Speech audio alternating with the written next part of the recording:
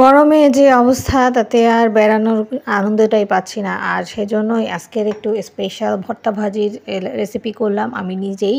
আর সাথে ফ্রুটস আর নানান রকম ফলমূল। তারপরে চলে গেলাম আমাদের গুরুত্বপূর্ণ কাজে।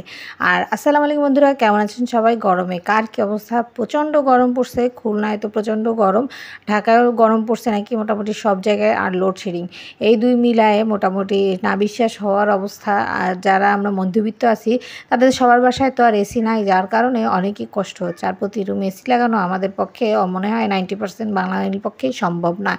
আর এই যে ইফতারি করার পরে কেনাকাটা তো করতেই হবে, যেহেতু ঈদ এসে গেছে। আর বাচ্চাদের জন্য কেনাকাটা সাধারণত ঈদের আগের দিনই আগে করা হয়। আর কিছু গিফট, মানে আমার বাচ্চারা যেহেতু নানাবাড়ি আসছে তাদেরও কিছু গিফট, নানাবাড়ির গিফট। আর তাদের সব কিছু মিলায় মোটামুটি অল্প স্বল্প কিছু কেনাকাটা ছিল, সেটাই আজকে করতে বের হইলাম বাচ্চাদের জন্য।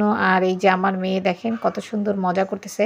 সে হয়েছে একেবারে আমার মতো, আর আমার বড় মেয়েটা একেবারে হয়েছে তার বাবার মতো, যে সে হচ্ছে সব এসি দোকানে ঢুকবে এবং শপিং মলে ঢুকবে, সেখান থেকে সে কিনবে।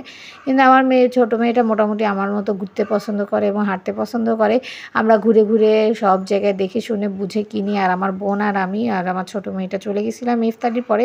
আর শপিং করতে তো সবারই ভালো লাগে। আশা করছি ভিডিওটা দেখবেন, তাহলে সব কী কী কিনলাম না কিনলাম সবই আপনাদের সাথে শেয়ার করব।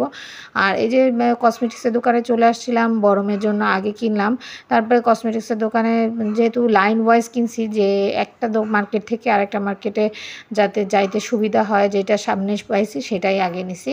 আর এর পরবর্তীতে আবার বাচ্চাদের মার্কেটে যে দেখি প্রচুর ভিড়, যার কারণে বাচ্চাদের মার্কেটে আর ভিডিও ক্লিপ নেওয়া হয় নাই। কারণ বাচ্চাদের মার্কেটটা এত বেশি ভিড় ছিল, যার কারণে আর ওইখানে ভিডিও ক্লিপ নেওয়া হয় নাই। আর এত ঘুরতে ঘুরতে এত টায়ার্ড হয়ে গেছি, শেষ পর্যন্ত ওই রাস্তার পাশে লেবু শরবতটা কিন্তু মাঝে মাঝেই আমি খাই। আর আমার ভালোই লাগে, আর আমার পেটে সমস্যাও হয় না। আমি ভাই বাঙালি মানুষ, স্ট্রিট ফুড খাইতে পছন্দ করি, মাঝে মাঝে বাচ্চাদেরও খাওয়াই। আর আমাদের যেহেতু আমরা বাংলাদেশেই থাকবো আর বাংলাদেশে থাকতে হবে, এত বেশি ভ্যানিটি কিংবা এত বেশি স্টাইল দেখায় লাভ নাই। মাঝে মাঝে রাস্তার খাবারও খাইতে হয়, যাতে পেটও ভালো থাকে আর মাঝে মাঝে অনেক এক্সপেরিয়েন্সও হয়। আর রাস্তার পাশে বসে একটুখানি হালিমও খাইলাম আজকে চুপি চুপি। আর এই যে আজকে শপিং করলাম আমার ভাইয়ের মেয়ের জন্য নানা সুন্দর জুতা, তার জন্য কয়েকটা জামা। আর আমার মেয়েদের জন্য টুকটাক করা হয়েছে, তারা অলরেডি পরে ফেলছে তাদের জামা কাপড়, তাদেরটা আর ভিডিও নেওয়া হয় নাই।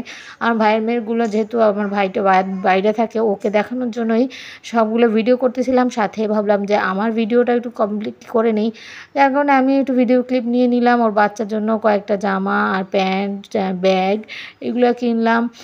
আর যেহেতু গরমে ঈদ, তাই সবই মোটামুটি সুতির নিছি। ও খুবই ছোটো বাচ্চা, একেবারে 1.5 বছরের বেবি, যার কারণে ওর জন্য প্রায় সবই সুতি নেওয়া হয়েছে, 2-1টা বাদে। এই তো এই যে আমাদের বেশি শপিং ছিল। আর আম্মুর প্লেট কিনে দিয়েছি সব সময় খাওয়ার জন্য। সবাই ভালো থাকবেন, আল্লাহ হাফেজ।